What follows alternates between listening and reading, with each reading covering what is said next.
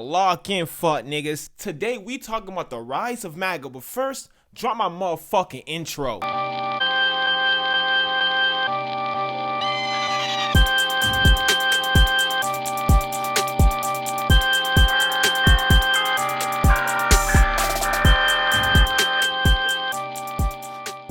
Yo, what is good? This is season 1, episode 2 of the Simple Black Theory podcast. I'm your host, Ohaji Free, aka Simple Black Theory, and thank you so much for tuning in, guys. This is the second episode, and it feels good to actually have a podcast up here so I can talk about the things that I want to talk about. And this episode is going to be a lot different than the first episode. I'm actually going to focus on one topic, and if you don't remember what I mentioned in the beginning, it's about the rise of Maga. Now, before we start the show, I do want to say thank you for watching us on YouTube. If you haven't subscribed, might as well click that button to subscribe now. And if you're not watching us on YouTube and you're listening in your car while you're jogging on Spotify, guys, you are the true heroes. Thank you so much. Now, again, if you have any topics you want me to talk about, you can reach me up on my Instagram at SimpleBlackTheory. Again, at SimpleBlackTheory. And if you also want to check my other works out, you can hit me up on TikTok too, guys, at SimpleBlackTheory. Let's begin. So why are we talking about the rise of Maga? Simple.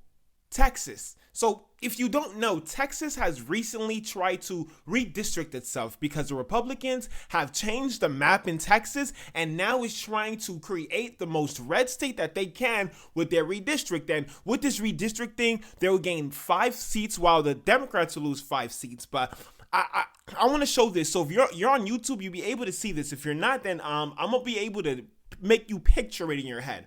But if you can see the population density in Texas, we can see that majority of the big districts in Texas from the redistrict that they have is completely empty. Majority of the people that are heavily populated is more on the right side of Texas, but those have smaller districts to boost more Republican seats. And this is what's crazy because now they're trying to remove these Democrats so they can pattern the blow from the House being flipped by the Democrats during the midterm. So what's the problem? Because we know that Republicans and Democrats love to gerrymander their states to get the power in those states. So it shouldn't be nothing surprising.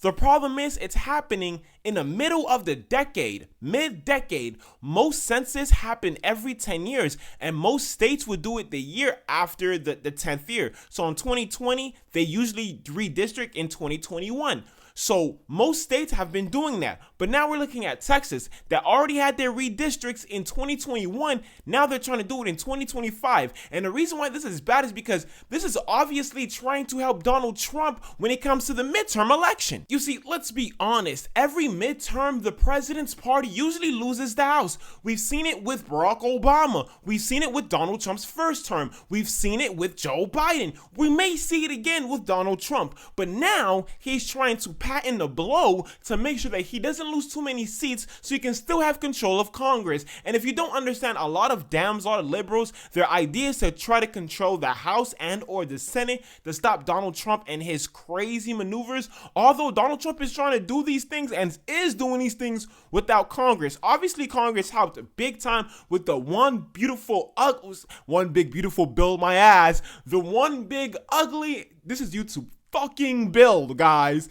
This is a disastrous bill, but we're not talking about the bill. We're talking about the rise of Maga. So the reason why we're talking about the rise of Maga is because the whole point of this redistricting is to make sure that Maga still have power. So I'm here to explain to you why Maga is here in the first place. We can actually trace Maga's beginnings in 1964 when the Republicans nominated their first real conservative, Barry Goldwater. You see, what you need to understand is that the Republican Party was actually desperate. They lost 3 out of the 4 elections after Herbert Hoover. Correction, 6 out of 8 times. FDR was very popular. I mean, which makes sense because Herbert Hoover fucking sucked. For those of you who don't know, Herbert Hoover is the reason why the Great Depression was the Great Depression. I mean, Hoover was so bad that FDR and the Democrats actually looked like the Progressive Party. FDR signed the New Deal. They also signed the Civil Rights Act and supported unions, which made them look like the working class party. So the Republicans were like, let's do the opposite, and nominated Barry Goldwater. Now, his main policies was tax cuts, smaller government, and he wanted social welfare to be gone.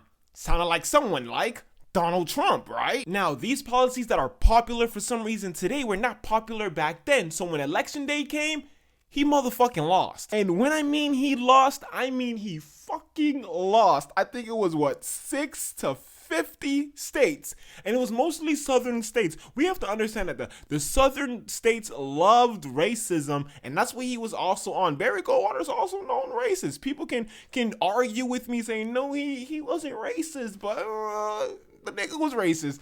But only the southern states were the ones that actually voted for him, but no other states voted for him because his policies were trash. You see, although Barry Goldwater failed, it was actually a blessing for the Republican Party because Barry Goldwater was basically the seed that sprouted out Donald Trump, the tree or the stump. I don't know if y'all thought that was funny. I think that was funny.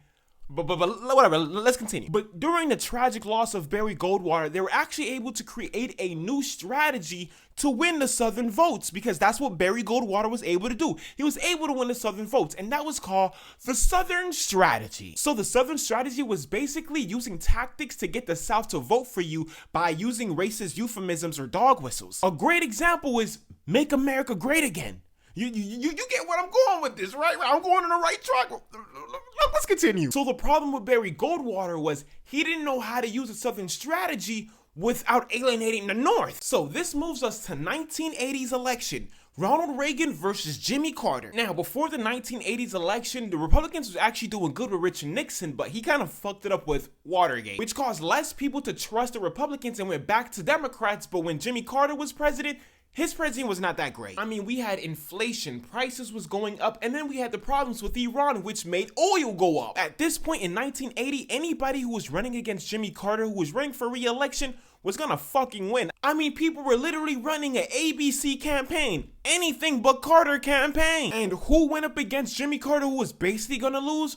Ronald Reagan, who was the first one to quote, "Make America Great Again." Obviously, his version was, "Let's make America great," but same shit. And he basically promised the same thing that Barry Goldwater promised. I mean, he promised a smaller government and a stronger military, which doesn't make any fucking sense. He also wanted to cut taxes, state rights, and also wanted to balance the budget, which obviously you couldn't do all that at once. And after the election, Ronald Reagan won. And when I say this nigga won, I mean he won 489 to 49 electoral college votes. I mean, at this point, the Republicans realized that they perfected the strategy. They had Richard Nixon who won the presidency, and he was mentored by Barry Goldwater. Now we had Ronald Reagan who won the presidency, and he had the same ideologies as Barry Goldwater and Richard Nixon. In fact, the next 6 elections, Republican won 4 of them. That's until my nigga,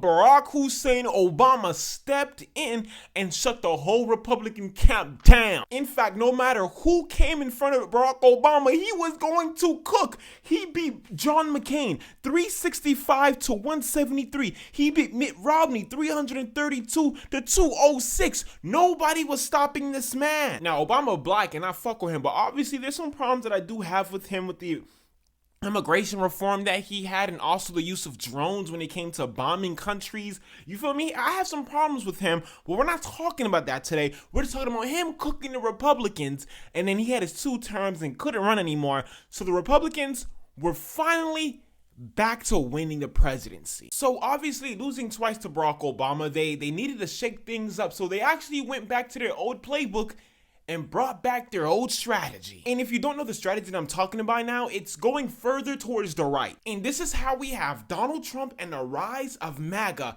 We have him combining Richard Nixon, Barry Goldwater, and Ronald Reagan. It's like some 3-way fusion type shit. So anyways, the fusion 3-way happens, and then we have Donald Trump. And you know what his political issues were? The same shit. He wants tax cuts, state rights, a smaller government, and now he wants to build a fucking wall. And at first, people thought he was a joke. No one took him seriously. But then he was winning early in the primaries. And do you know why? Simple. The silent minority was now becoming the loud minority. I mean, think about it. How many Americans were pissed that a black man was president? They were pissed. They didn't want to see a nigga in the White House. This is why during the Obama administration, we seen a rise of hate crime. And for coincidence, Donald Trump's rallies also had an increase of hate crime. During the Obama administration, we seen a rise of people wanting to join the KKK. And then in 2016, we seen the KKK endorsing Donald Trump. Before continuing, people be like, oh, America is getting more racist. America was been fucking...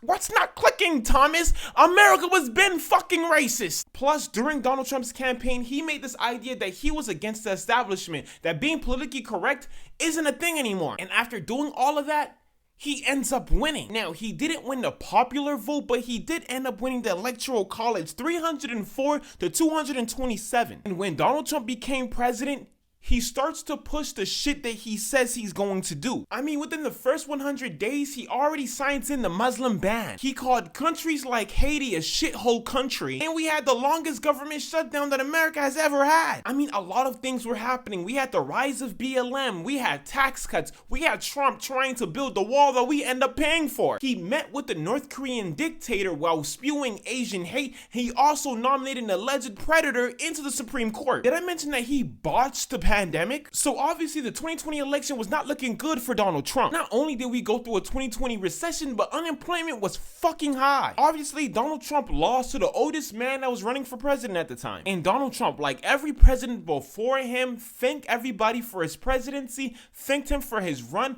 and congratulated Joe Biden for winning the presidency. If that happened, you think this video would have been over already? The January 6th riot fucking happened. And side note, people like to say that these riots wasn't an insurrection.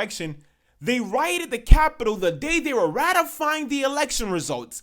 That sounds like a fucking insurrection to me. Anyways, people breaks in the Capitol, people die, people take shit.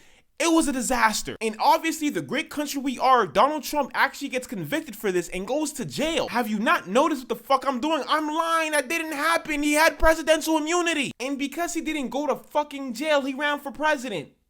Again. And you guys, when they say history repeats itself, it repeats itself because the 2024 election, if you think about it, looked like the Ronald Reagan versus Jimmy Carter election. Inflation was a problem. The withdrawal of Afghanistan was a tragedy. We had problems with Ukraine and Russia, and then the tragedy that happened in Gaza. Plus, the man was old, so obviously he wasn't going to win, and Democrats knew that, so that's why they replaced him with Kamala Harris, only giving her 107 days to try to win a fucking election that she wasn't gonna win because, let me tell you guys something. When the economy is the #1 issue for US voters, more than likely the individual that's running for president, their party is being replaced. And Kamala Harris, being a black woman, literally gave it to Donald Trump because all he had to do was follow the Ronald Reagan method, but harder. In the January 6th insurrection, not only made the loud minority